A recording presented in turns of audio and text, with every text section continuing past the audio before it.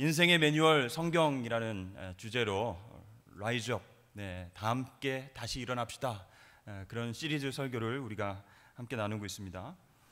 여러분, 처음 자동차를 사거나 아니면 처음 전자제품을 사거나 최신식 밥솥을 사거나 아니면 내가 운동 열심히 해야 되겠다 그래서 스마트워치를 사거나 그러면 거기에 뭐가 있죠? 매뉴얼이 따라옵니다. 설명서가 있다는 거죠.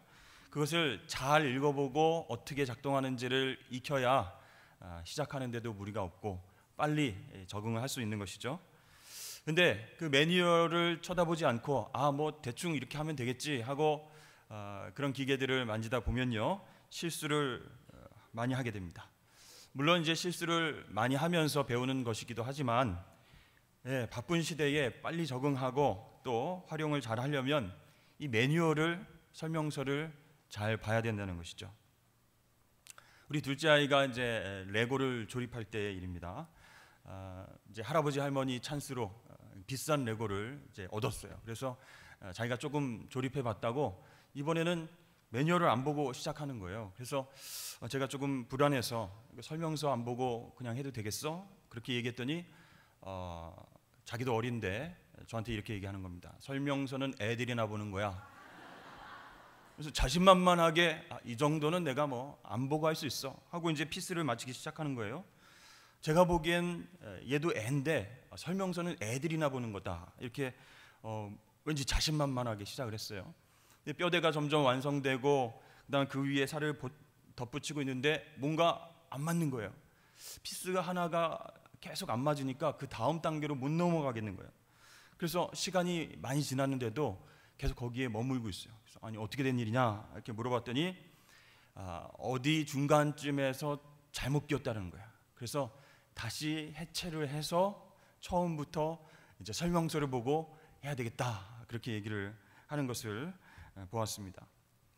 설명서가 있는데, 매뉴얼이 있는데 왜 그것을 보면서 조립하지 않을까? 아들을 한참 지켜보면서 그런 생각을 했습니다. 저런 교만함이 인간을 힘들게 하는 것이구나. 물론 이 매뉴얼을 안 보고 창의적으로 만들 수는 있습니다. 그런데 원래 그 제품이 이렇게 생겼습니다, 조립하면 이런 모습이 나옵니다 라고 설명서에 자세하게 나와 있는데도 본인이 안 보고 하겠다, 할 수 있다라는 것은 교만한 거죠. 아무튼 이 매뉴얼이라고 하는 것은요, 그 물건의 설계자가 어떻게 하면 그 물건의 용도에 맞게끔 조립되고 잘 기능을 할 수 있는지를 아주 자세하게 안내해주는, 설명해주는 역할을 하는 것이죠. 여러분, 하나님께서는요, 인간을 창조하시고 끝 이렇게 손을 떼지 않으셨습니다. 인간을 만드신 하나님께서 인간을 위해서 우리 인생의 매뉴얼을 만들어 주셨습니다. 그것이 바로 성경입니다. 그래서 성경은요, 우리가 살아야 할 삶의 방식과 또 유지해야 할 영성에 대한 아주 치밀하고도 친절한 안내서다라고 할 수가 있는 것이죠.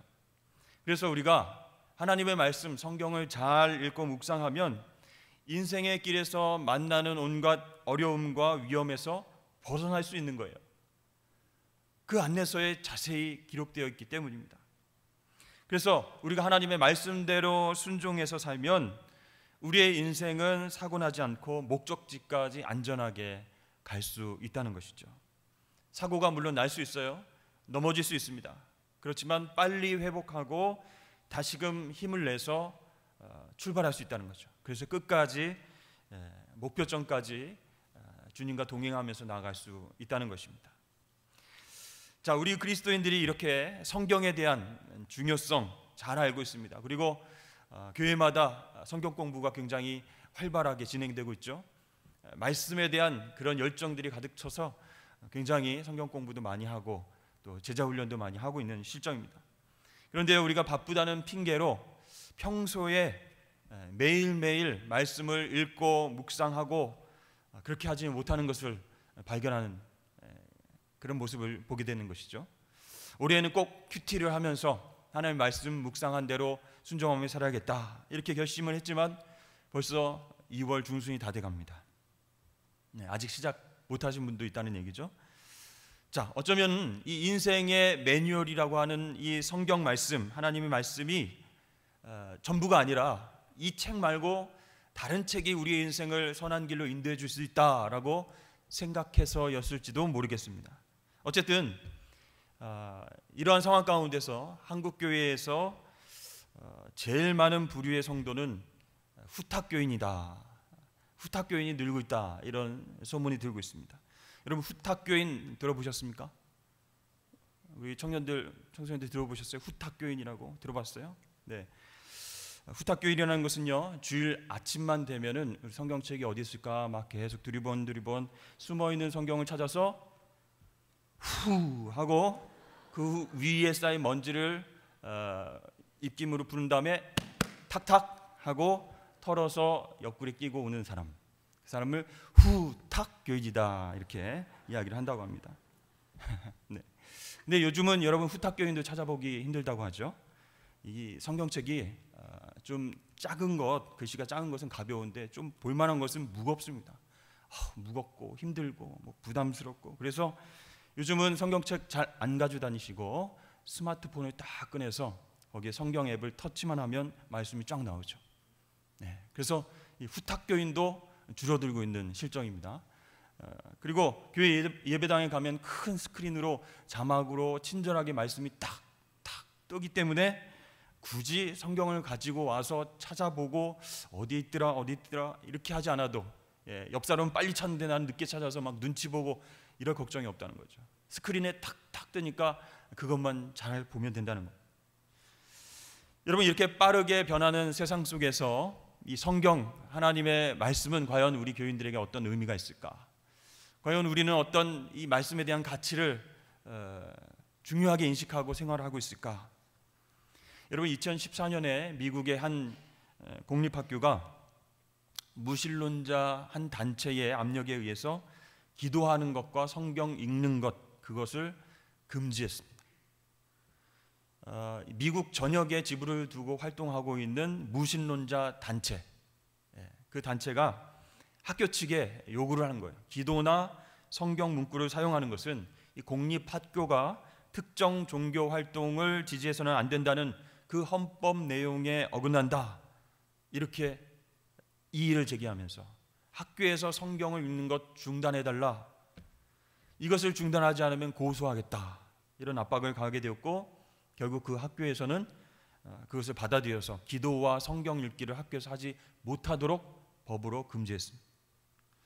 또 최근에는요, 켄터키주의 공립초등학교에서 있었던 일인데요, 성경 읽기 금지 사건입니다. 학교에 가면 이제 쉬는 시간에 아이들에게 무엇을 하든지 자유롭게 할 수 있는 그런 시간을 줍니다. 근데 밖에서 나가 놀고 싶은 아이들은 나가서 놀고, 뭐 책을 읽고 싶은 사람은 책을 읽고, 만화책을 읽고 싶으면 만화책을 읽고, 학생들의 자유에 맡긴 겁니다, 그 시간만큼은. 그런데 그 시간에 한 5학년짜리 아이가 성경책을 읽고 있었는데요, 학교에서 그 아이에게 성경 읽기는 금지되었다, 그러므로 자유시간에도 성경 읽으면 안 된다, 이렇게 얘기했어요. 아니, 이 아이가 이의를 제기한 거예요. 이 자유시간에 무엇이든지 할 수 있다라고 했으면서 왜 다른 책들은 다 되는데 성경책만 안 됩니까? 그렇게 반문하자 그 학교의 교사는 다른 책은 다 되지만 성경은 안 된다, 기독교라고 하는 종교가 우리 학교에 편향된 종교로 비춰줘서는 안 된다, 그런 거예요. 그 역차별로 인해서 연방 법원에 항소를 했지만 연방 판사는 성경을 읽은 소녀가 잘못됐다, 이렇게 판결을 내렸습니다. 그래서 그 소녀는 학교에서 자유시간에 성경책을 펴서 읽지 못했다고 합니다. 여러분, 사단은 성경의 능력과 권위를 아주 잘 알고 있습니다. 그래서 어떻게 해서든지 우리 그리스도인들에게서 이 성경을 빼앗아가려고 애를 쓰고 있습니다. 성경 없는 그리스도인들, 말씀이 없는 그리스도인들이 그리스도인답게 살 수 없는 것을 가장 잘 알고 있기 때문에 사탄이 그렇게 방해하고 있는 것이죠. 또는 그런 일반 학교뿐만 아니라 미국의 한 보수적인 신학교에서도 비슷한 일이 일어났습니다. 교수님들의 성향 때문에 정말 올바른 신앙관을 가진 교수님들이 파면되는 그런 사건이 있었어요. 성경은 하나님의 정확하고 오류가 없는 하나님의 말씀이다. 이런 신념을 가지고 신학교에서 교수님이 그렇게 학생들에게 가르쳤거든요. 미국 신학교니까 이제 그런 문구를 띄웠습니다. The Bible is the word of God. 성경은 하나님의 말씀이다. 정확무어한 하나님 말씀이다. 이렇게 가르쳐 왔습니다. 그랬는데 몇몇 새로 들어온 신학교 교수님들이 거기에 동의를 할 수 없다. 이렇게 얘기를 하는 거예요. 하나님의 말씀이 아니라는 거예요. 그래서 그 교수님들하고 논쟁이 붙었어요. 아니, 신학교 교수님 그럼 뭘 가르치라는 거냐? 성경이 하나님의 말씀인데 그것에 기초한 신학을 가르치는 것이 우리의 의무 아니겠는가 했는데 그게 아니라는 거예요. 성경은 하나님의 말씀을 담고 있다. 그렇게 주장하는 거예요. The Bible contains the word of God. 그러니까 성경이 완전히 하나님의 정확무어한 말씀이 아니라 그 안에 일부만 하나님의 말씀이 들어있다. 이렇게 주장하는 거예요. 이 두 가지 의견이 팽팽히 나뉘어져서 논쟁하고 싸우고 있을 때 결국 어떻게 결론이 났는가? 성경이 하나님의 무어하고 정확한 말씀이다라고 주장한 교수님들이 학교에서 쫓겨나게 된 거예요. 보수적인 신학교에서도 이런 일들이 일어나고 있다는 겁니다. 여러분, 남편이 아내를 향해서 여보, 난 당신을 반만 사랑해 이렇게 얘기를 했다면 여러분 사랑하는 겁니까? 안 사랑하는 겁니까? 헷갈리세요 여러분? 네, 사랑하지 않는다는 얘기입니다. 네, 잘 들으세요. 네, 아내가 남편을 향해서 여보, 나는 당신을 절반만 믿어 이런 얘기를 했으면 여러분 믿는 겁니까? 안 믿는 겁니까? 네, 절반이라도 믿어줘서 감사합니다 이렇게 하고 큰절을 하실 분도 계시겠지만 그 얘기는 결국 못 믿겠다는 거예요. 여러분, 성경을 모두 믿지 않고 일부만 믿는다라는 것은 결국 성경이 하나님의 말씀임을 믿지 않는다는 거예요. 성경의 일부만을 취사 선택해서 이것은 진리고 이것은 가짜다라고 얘기하는 것, 그것은 하나님의 자리를 우리가 대신하겠다는 교만한 생각이라는 거예요. 사단이 계속 그 성경의 권위를 무너뜨리려고, 성경을 우리에게서 빼앗아가려고 그렇게 역사하고 있다는 거죠. 여러분, 개구리라면 먹어봤습니까? 여러분, 출시된 적은 없습니다. 여러분, 편의점에 개구리라면 먹어봤어요? 네, 신상으로 이렇게 출시하면 먹을 의향이 있습니까, 여러분? 저는 먹어봤습니다. 방학 때, 초등학교 때 시골에 가면 우리 큰 형님들이 거기서 너 먹어봤어? 그래서 서울촌 놈이 못 먹어봤겠지 하면서 살아있는 개구리를 물에다 넣고 라면이랑 같이 끓여주는 거예요. 그래서 이걸 먹어야 되는가 말아야 되는가 막 이렇게 고민하고 있는데 이건 영양식이다, 보양식이다. 너는 서울에 가도 이런 것들을 먹을 수 없다. 소고기보다 돼지고기보다 엄청난 영양이 있는 이 개구리라면 한 번만 먹어봐라. 먹어봤는데 맛있더라고요. 근데 여러분, 이 개구리라면을 조리하는 방법 지금부터 알려드리겠습니다. 살아있는 개구리를 펄펄 끓는 물이 담긴 냄비에다가 바로 집어넣으면 될까요, 안 될까요? 네, 뚜껑을 닫아놔도 뒷발로 팍 차버립니다. 팍 차면서 튀어 올라옵니다. 네, 그럼 어떻게 해야 맛있는 개구리라면 끓일 수 있을까요? 네, 미지근한 물에 개구리를 살짝 넣고 조금씩 불을 세게 해가지고 온도를 높이면요, 얘네들이 아우 따뜻해 이러다가 네, 그대로 이제 사망하게 되는 거죠. 조용히 죽어가는 겁니다. 이게 개구리 라면을 끓이는 방법이에요. 여러분, 사탄이 우리 그리스도인들의 손에서 성경을 빼앗아가기 위해서 사용하는 방법도 마찬가지라는 거예요. 절대로 급하게 성경을 우리 손에서 확 뺏어가지 않습니다. 천천히 점진적으로 성경을 우리 손에서 멀어지게끔 역사하는 게 바로 사단의 방법이에요. 여러분, 사단이 성경처럼 우리 손에서 확 가로채어 간다면 신앙이 별로 없는 사람도 이거 왜 이래? 이거 왜 뺏을까? 이렇게 저항할 수 있습니다. 그러나 점진적으로 조금씩 긴가민가한 그런 상황 가운데에서 성경의 일부는 맞지만 일부는 틀린 게 있어. 이 부분은 진리이고 이 부분은 진리가 아니야. 그래서 너가 취사 선택을 할 수 있어. 네 이성과 논리로 판단해서 이건 진리라고 믿고 이거는 결코 있을 수 없는 일이라고 믿어야 돼. 조금씩 의심의 씨앗을 심어두면요, 그것이 점점 자라나서 나중에는 성경 전체를 부인하게 되는, 이 성경 전체를 믿지 않고 하나님의 말씀이 포함된 책이다, 이렇게 선언하게 된다는 것이죠. 믿음에서 떠나게 된다는 것입니다. 그럼 오늘 읽었던 우리 책이, 성경책이 히브리서 말씀이죠. 히브리서 기자는요, 종말을 얘기했습니다. 그래서 하나님께서 약속하신 종말이 반드시 이루어질 것이다, 곧 올 것이다. 그래서 히브리서 4장 전체에 강조를 하고 있어요. 근데 그 종말을 믿는 자들에게는 영원한 안식의 날이 있을 것이고, 믿지 않는 자들에게는 돌이킬 수 없는 재앙의 날이 올 것이다, 이렇게 경고를 합니다.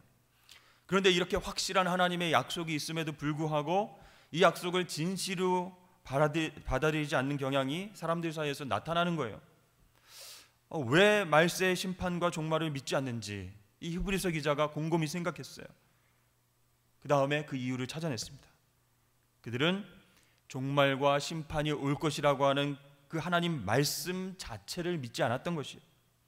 여러분, 하나님 말씀을 믿지 않으니까 그 말씀이 증거하는 종말도 믿지 않는 것이 당연한 이치겠죠. 그래서 히브리서 기자는 힘주어서 오늘 히브리서 수신자들에게, 오늘날 우리들에게 이렇게 말씀하고 있습니다. 우리 오늘 본문 말씀의 12절 말씀 한번 화면에 띄워주시죠. 우리 함께 큰 소리를 읽어보겠습니다. 시작. 하나님의 말씀은 살아있고 혼과 영과 및 관절과 골수를 찔러 쪼개기까지 하며 또 마음의 생각과 뜻을 판단하나니. 아멘. 사랑하는 여러분, 우리 모든 성도들이 이 하나님의 말씀의 능력을 붙들기를 축복합니다. 하나님의 말씀을 있는 그대로 믿는 것이 그 말씀의 능력을 붙드는 가장 확실한 방법이라는 거예요.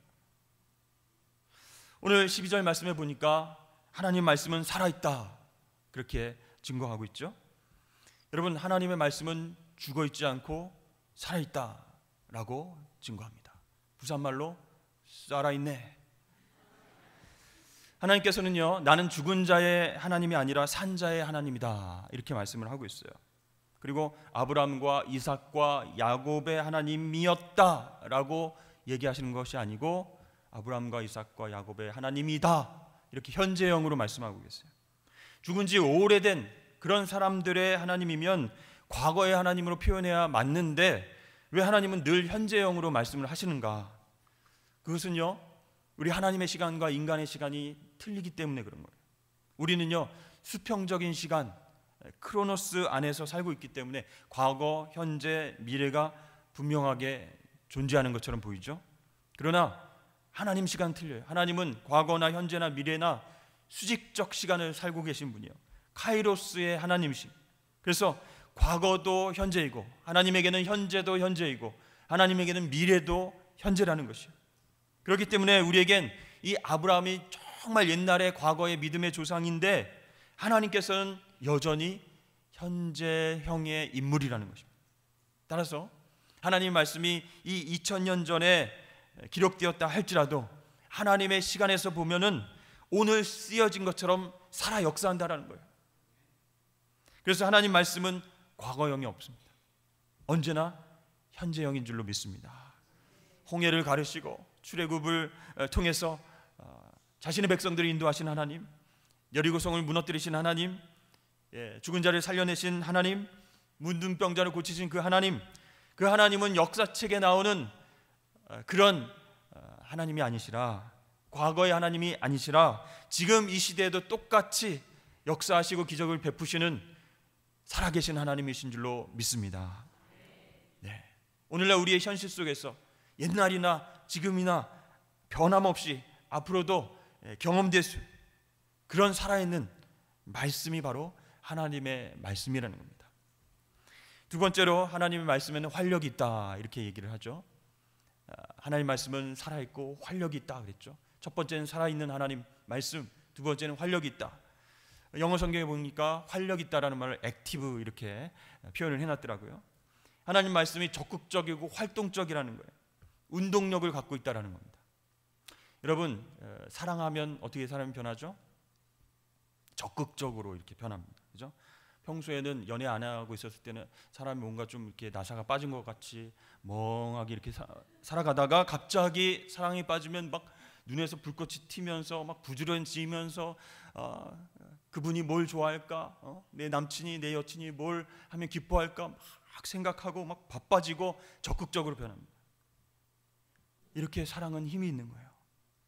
평소에 힘이 없어가지고 축 늘어져 있다가 자기가 좋아하는 일을 하려고 하면 막 활력이 생기는 것이 우리의 본성적인 모습이죠. 그렇죠? 먹는 것을 좋아하는 사람에게 야, 맛집 어디가 맛있대? 부산 어디에 새로 생겼는데 거기 가봐, 진짜 맛있어. 그러면 눈이 바짝바짝 해서 야, 내일 퇴근하면 거기 한번 가봐야겠다.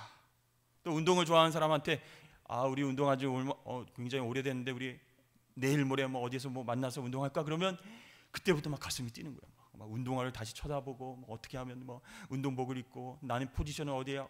그때부터 막 가슴이 뛰고 적극적이 되는 거예요, 여러분. 이렇게 평소에 활력이 넘치고 관심이 있고 사랑하는 대상에 대해서 그렇게 적극적으로 변한다는 겁니다. 근데 여러분, 남자분들 한번 생각해 보세요. 평소에 이 남자분들은요, 막 이렇게 활력이 넘치다가도 쇼핑몰이나 백화점에 가면 이 활력을 쫙 다 잃어버리는, 힘이 쫙 빠지는 거예요. 남자분들은 내가 사고 싶은 것 하나, 둘 이것만 보고 사면 끝나는 거예요. 그런데 뭐 여러 군데 가서 뭐가 있는지 궁금해서 쳐다보고 뒤집어보고 이거 얼마예요 물어보고 입어보고 사이즈 재보고 그 다음에 안 사요, 다음에 올게요 얘기하고 다시 와가지고 마음이 변했어요, 한 번 더 입어볼까요? 지칩니다. 이렇게 할 수가 없습니다, 우리 남자분들은. 근데 목사님, 제 주위에는 그런 남자분들이 있는데요, 간혹 있습니다. 간혹 여자분들과 같이 옆에서 막 활기를 띠면서 말이죠, 쇼핑몰을 몇 시간씩 돌아다니는 그런 남자분들이 있긴 있어요.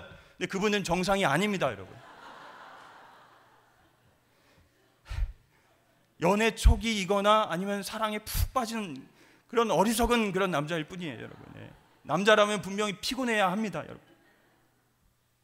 우리 가정에서도요, 우리 아내하고 딸이 그런 곳에 가면 막 활력이 넘쳐요. 집에서는 쭉 늘어져 있다가 거기에 가면 막 할렐루야 하면서 막 활력이 넘쳐서 막 눈이 반짝반짝하고 막 돌아다닙니다. 근데 저하고 아들은 같이 갔다가도 소파나 의자가 있으면 저기 앉자 그래가지고 무조건 앉아서 쉬어야 됩니다.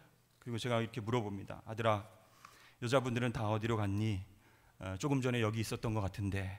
그러면 아들이 말합니다. 아빠, 그냥 내버려둬. 그냥 여기서 앉아서 기다리자. 아직 끝나려면 멀었어. 굉장히 잘 파악하고 있는 거죠. 네. 여러분, 하나님의 말씀이 살아있을 뿐만 아니라 활력이 넘친다는 것은 무슨 뜻입니까? 우리를 향한 사랑과 관심이 있다는 거예요. 이 하나님 말씀이 하나님이시잖아요. 그러니까 활력이 넘친다는 것은 우리에게 관심과 사랑이 있다는 증거예요. 하나님이 우리를 보시고 관심이 없으시다면, 우리를 볼 때마다 막 짜증이 나시고 피곤하시다면 아무리 하나님이 살아계셔도 역사가 일어나지 않는 거예요. 야 광 목사, 그만 좀 기도해라. 네가 기도하면 막 짜증이 팍 올라온다. 야 진짜 피곤하다. 그만 좀 징징대고 제발 좀 기도하지 마라. 네, 하나님 그런 하나님이실까요? 아니라. 그게 아니라는 거죠. 하나님은 우리를 늘 관심과 사랑으로 지켜보고 계십니다. 우리에게 꼭 필요한 것을 주시기 위해서 기다리고 계시는 거예요. 말씀해 주시는 거예요. 그리고 때가 되면 하나님께서 막 움직이시는 거예요. 어떻게 하면 내 사랑하는 자녀가 잘 될까, 행복할까, 축복받을까, 그걸 늘 지켜보시면서 관심과 사랑으로 우리에게 말씀을 주기를 원하시는 분이세요. 우리 영혼에 관심이 있으시기 때문에, 우리 하나님 활력이 넘치시기 때문에 우리의 삶에 그렇게 적극적으로 개입하시고 역사하시는 줄로 믿습니다. 세 번째로 하나님 말씀은요, 예리한 부분이 있어요. 좌우의 날선 검보다도 예리하다라고 말씀하고 있죠. 여러분, 칼을 보면 한 면을 사용하는 외도가 있고 양날을 사용하는 양날검이 있습니다. 전쟁터에서 어떤 검이 더 위력이 있을까요? 네, 외도보다는 양날검이 더 위력이 크다는 거죠. 양쪽 면단 다 날이 날카롭게 서 있다는 것은 2번 이렇게 베어서 해야 할 동작을 한 번에 끝낼 수 있다는 거예요. 즉 신속하면서 상대방에게 더욱 치명적인 외상을 입힐 수 있는 게 양날이 선 검이라는 겁니다.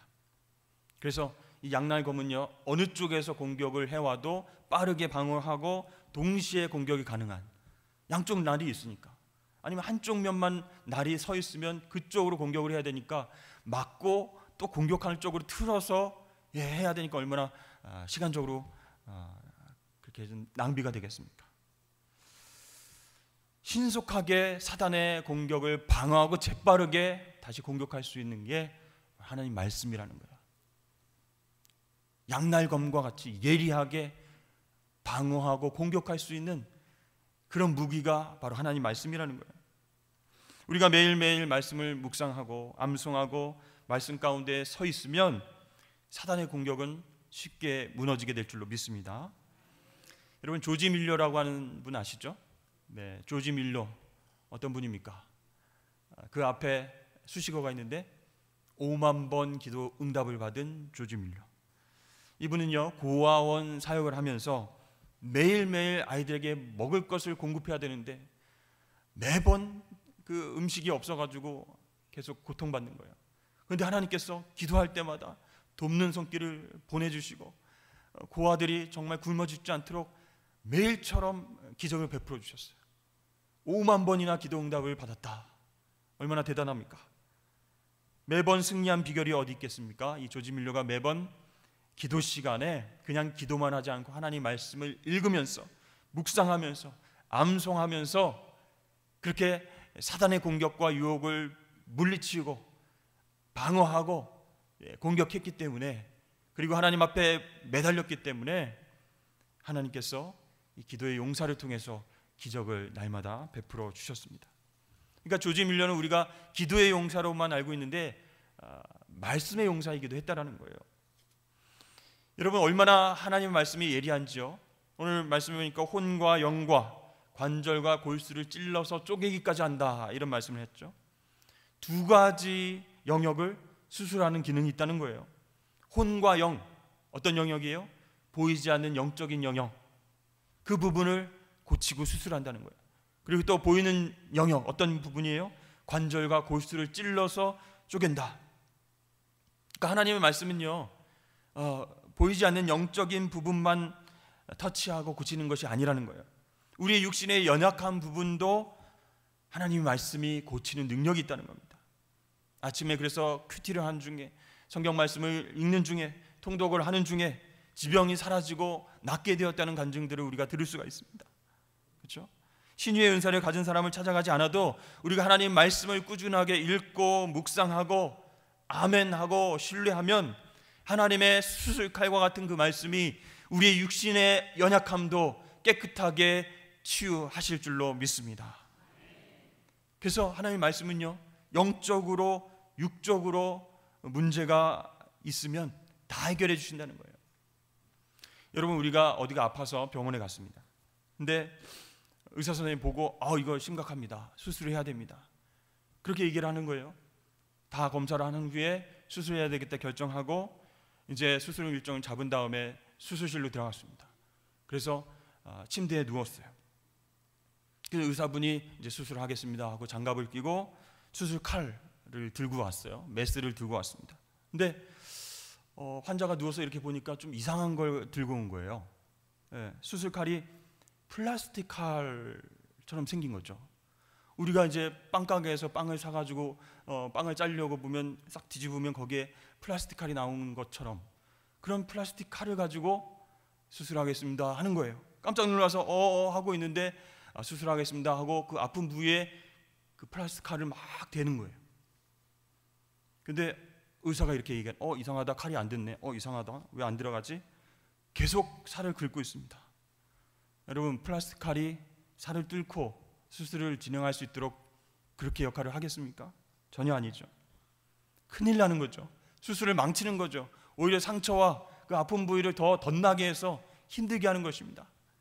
그러나 하나님의 말씀은 양날에 선 아주 날카로운 칼과 같아서 우리의 상처와 죄악된 부분과 그렇죠? 썩어가는 부분의 환부에 싹 도려내시고 놀라웠게 치유하는 능력이 있는 줄로 믿으시길 바랍니다.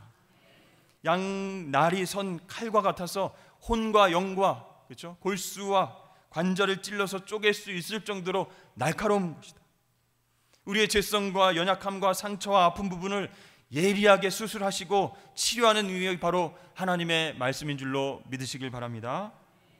따라서 우리가 회복될 수 있는 그 여부는 어디에 달렸는가? 바로 우리 하나님의 말씀이 수술할 수 있는 날카로운 어떤 그런 능력이 있음을 믿고 나를 하나님 말씀에 내어 맡기는 거예요. 그러면 회복될 수 있다는 겁니다.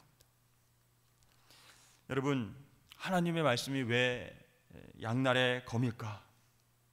아까도 말씀드렸지만 한쪽 날로는 사탄의 영적 공격을 방어하고 막게 도와주고, 한쪽 날로는 우리의 연약함과 죄성과 아픈 부위를 치료하기 때문에 오직 하나님의 말씀만이 살아있고 활력이 있고 우리를 치료하는 능력 있는 하나님의 말씀임을 믿으실 수 있기를 축복합니다. 그래서 우리 그리스도인들은요, 다른 무엇을 붙드는 것이 아니라 하나님의 말씀을 붙들어야 역사가 일어나는 거예요. 다른 세상의 가치관, 다른 능력 있는 사람, 연줄, 돈, 경제력, 이것을 붙드는 것이 아니라 우리 그리스도인들은 하나님의 말씀을 붙잡아야 역사가 일어나는 거예요. 회복이 시작되는 것입니다. 그리고 그 말씀이 온전하게 100% 하나님 말씀임을 믿어야 하나님의 기적이 우리 가운데 임하게 될 줄로 믿습니다. 여러분, 우리 인생에 허락하신 인생의 매뉴얼이 뭐라고요? 바로 성경입니다. 하나님의 말씀입니다. 이 하나님의 말씀을 전적으로 믿고 순종하고 인도함을 받아서 승리할 수 있는 저와 여러분 되시길 주의 이름으로 축복합니다. 기도하겠습니다.